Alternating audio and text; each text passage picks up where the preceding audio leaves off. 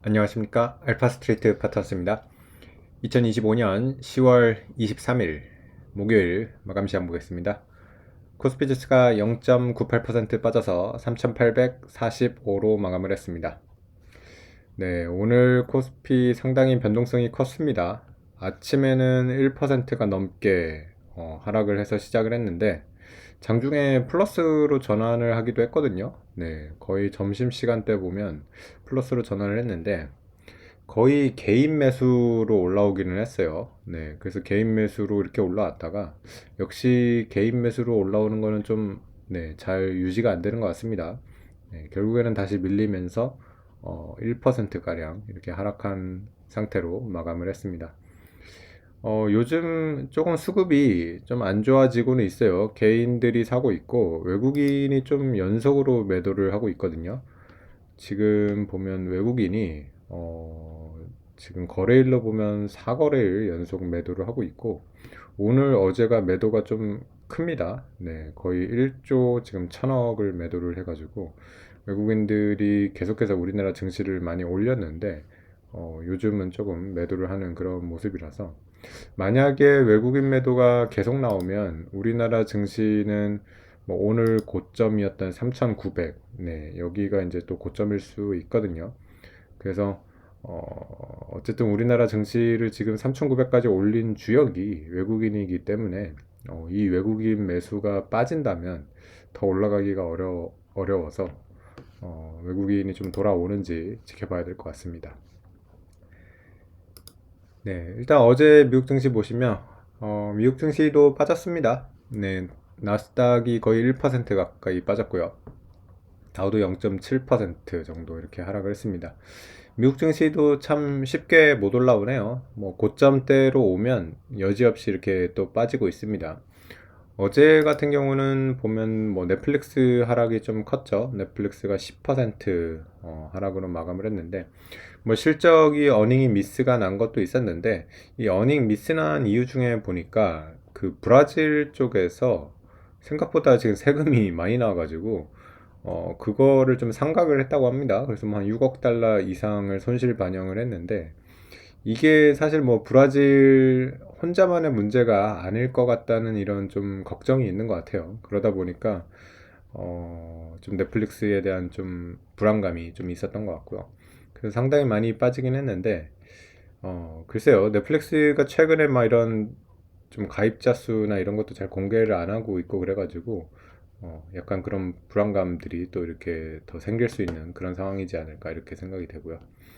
뭐 다른 종목들 보면 팔란티어도 3% 빠졌고요. 그리고 AMD, 뭐 인텔 이런 종목들도 3%대 빠지면서 제법 하락한 종목들이 좀 눈에 띄었던 것 같습니다. 애플이랑 아마존도 1% 넘게 이렇게 하락을 했고요. 뭐 다른 주요 종목들은 보합 정도에서 움직였던 것 같습니다. 네. 어제 섹터로 봤을 때는 에너지 섹터가 좀 좋았어요. 엑슨모빌이랑 쉐브론 같은 경우는 1%대 이렇게 상승을 했습니다. WTI가 조금 반등을 했어요. 계속해서 50달러대에 있다가 이제 60달러대로 그래도 올라서는 그런 모습이었고요. 뭐 WTI는 워낙 좀 많이 싸가지고 석유도 좀 저가 매수가 들어오지 않을까 이렇게 했는데 네, 다시 60달러대는 이렇게 회복하는 그런 모습이었습니다. 우리나라 같은 경우도 S오일 같은 회사들은 좀 주가가 네, 괜찮더라고요. 네, 보면 오늘도 상승을 했고 최근에 보면 상당히 많이 이렇게 올라왔어요. 그래서 뭐 이런 정유 기업들, 석유 기업들도 어느 정도 좀 바닥을 찍고 있는 거 아닌가? 네, 그런 생각도 듭니다. 네, 그래서 뭐 미국 증시도 빠지고 우리도 빠지고 니케이 같은 경우도 1.3% 이렇게 빠져가지고 뭐 전체적으로 좀 증시가 약간 빠지는 그런 모습이었고요.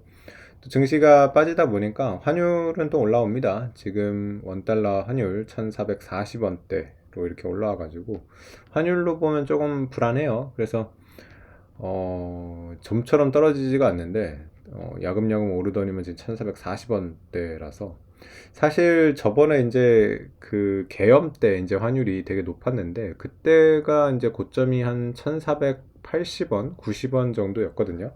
그래도 그때 1500원대는 안 갔는데 지금 또 그 정도 환율로 다시 가는 거 아닌가 이런 좀 불안감이 있고요. 만약에 1,500원대를 넘어가게 되면 이거는 상당히 좀 실망스러울 것 같습니다. 왜냐하면 우리나라 경제가 그렇게 지금 전반적으로 좋지는 않다는 거거든요. 네, 그래서 만약에 환율이 1,500원이 넘어간다 그러면 우리나라 내수에도 굉장히 안 좋을 거고요. 또 물가나 이런 쪽에도 문제가 될 것 같아가지고 좀 어느 정도 좀 올라가는 게 멈춰야 할 텐데 계속해서 환율이 좀 올라가고 있는 점은 네, 좀 걱정이 되는 그런 부분입니다. 네, 오늘 우리 증시 뭐 주요 종목들 보시면 일단은 좀 장중에 좀 변동폭이 커가지고 네, 많이 왔다 갔다 하기는 했는데 결국에는 1% 이렇게 빠지면서 전체적으로 하락하는 종목이 더 많았던 것 같고요. 뭐 삼성전자도 2% 이렇게 빠졌고요. 네. 근데 그 중에서도 조금 상승했던 종목들이 눈에 띄는 거는 있었습니다. 뭐 하나 에어로스페이스 같은 경우 4% 상승을 했고요. 하나 오션 같은 경우도 1.8% 상승하면서 좀 좋은 모습을 보여줬고요. 그리고 현대일렉트릭 같은 경우는 되게 좋았습니다. 뭐 8%가 넘게 오르면서 뭐 전력기기, 이거 변압기 쪽이죠. 다시 한번 이렇게 올라가는 그런 모습이라서 역시 뭐 실적이 또 잘 나오고 지금 워낙 AI 이런 쪽에서 전력기기는 같이 가는 그런 섹터다 보니까 상당히 이렇게 강한 그런 모습을 보여주고 있는 것 같습니다. 오늘 좀 하락폭이 컸던 거는 네이버가 많이 빠졌어요. 네이버는 5%나 빠졌는데 그 저번에 이제 두나무 인수하는 걸로 상당히 기대감으로 많이 올라오긴 했는데 다시 이렇게 제자리로 좀 가는 그런 느낌이긴 합니다. 그래서 뭔가 좀 더 진행이 어떻게 되는지를 살펴봐야 될 것 같고요. 네이버 주주한테 좀 유리한 그런 조건으로 가야 될 텐데 아직까지 뭔가 구체적으로 나오는 건 없어가지고 상당히 지금 다시 이렇게 기대감이 좀 줄어들고 있는 그런 모습이지 않나 이렇게 생각이 됩니다. 네, 뭐 다른 지표들 보시면 금값 같은 경우는 조금 반등을 했습니다. 거의 뭐 4,000불을 깨질 듯이 이렇게 많이 빠지고 있었는데 다시 4,100달러대로 이렇게 올라오면서 역시 금값도 뭐 쉽게 죽지는 않는다는 그런 생각이 들고요. 그리고 비트코인 같은 경우도 11만 달러 다시 회복을 하면서 계속 이 정도에서 횡보를 많이 하고 있는 것 같습니다. 그래서 뭐 좀 떨어지면 10만 달러대 중반까지 떨어졌다가 다시 올라오면 한 11만 달러대 정도까지 이렇게 이제 계속 횡보하고 있어가지고 코인 시장도 근데 재미는 없어요. 뭔가 올라오지는 않고 그렇다고 뭐 많이 빠지는 것도 아닌데 계속 횡보하는 그런 모습이라서 지금 코인 시장도 조금 이렇게 흥미는 많이 떨어지는 그런 상황인 것 같습니다.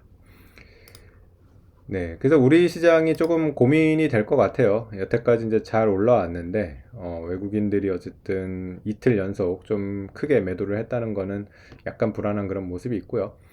그리고 워낙 많이 올라와서 좀 고점 논란이 있기는 있어요. 지금 가격적으로는 부담스러운 거는 맞거든요. 우리나라가 예전에 워낙 이제 저평가를 받다가 조금 리밸류에이션이 된 건데, 지금 뭐 PBR 기준으로 이제 한 1.2배, 1.3배 가까이 이렇게 오다 보니까 사실은 PBR 밴드로 보면 상단이긴 합니다. 예전에 이제 구조적으로 봤을 때는 상단인데 과연 이번에는 옛날에 그런 구조를 깰 수 있을지 네, 그런 거에 대해서 조금 기대가 있는 거거든요.